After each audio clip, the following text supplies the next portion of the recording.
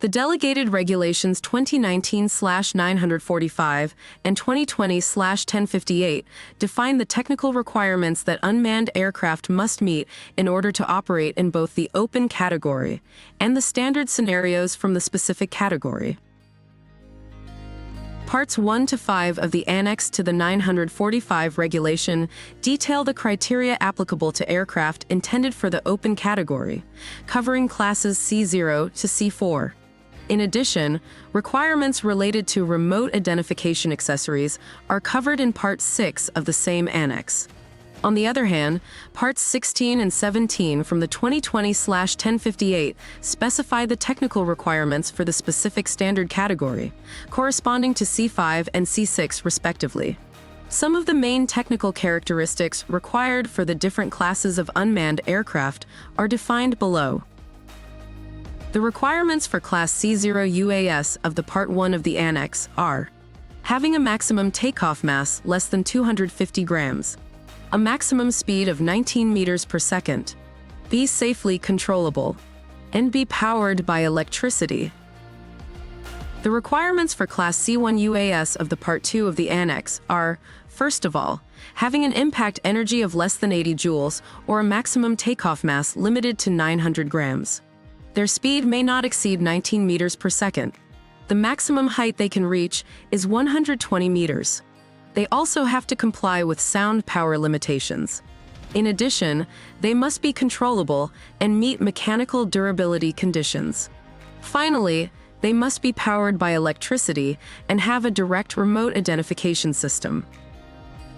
Let's talk about the requirements for Class C2 drones outlined in Part 3 of the Annex. Here's what you need to know. First, drones in this category must have a maximum takeoff mass of no more than 4 kilograms. If it's not a fixed-wing drone, it also needs a selectable low-speed mode that limits its speed to a maximum of 3 meters per second. They must be powered electrically, and they need to have a unique serial number for identification. In addition, Class C2 drones must meet these extra requirements. They need a direct and network remote identification system to ensure they can always be tracked. A geo-awareness system is mandatory to help operators stay within approved flight zones. Both the drone and its control station must have a low battery warning system to prevent unexpected issues. And lastly, they must have a data link that's protected against unauthorized access to command and control functions, ensuring a secure and reliable connection. All of these features come together to make Class C2 drones safe, efficient, and compliant with the highest standards. Let's dive into the requirements for Class C3 drones, as outlined in Part 4 of the Annex. First, they must have a maximum takeoff mass of less than 25 kilograms, with their largest dimension being under 3 meters. They need to be powered by electricity. A unique serial number is a must for proper identification. These drones also require a direct and network remote identification system to keep them trackable at all times.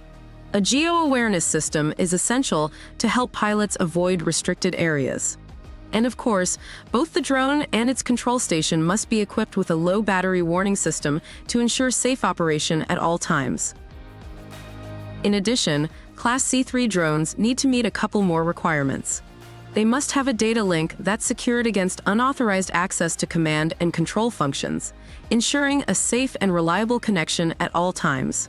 And they need to be equipped with lights designed for attitude control and safe operation during night flights.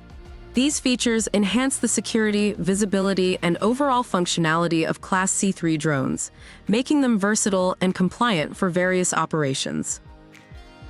Now, let's talk about the requirements for Class C4 drones, as outlined in Part 5 of the Annex. First, these drones must have a maximum takeoff mass of less than 25 kilograms.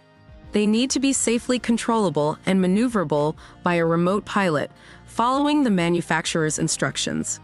Unlike other classes, Class C4 drones are not allowed to have automatic control modes.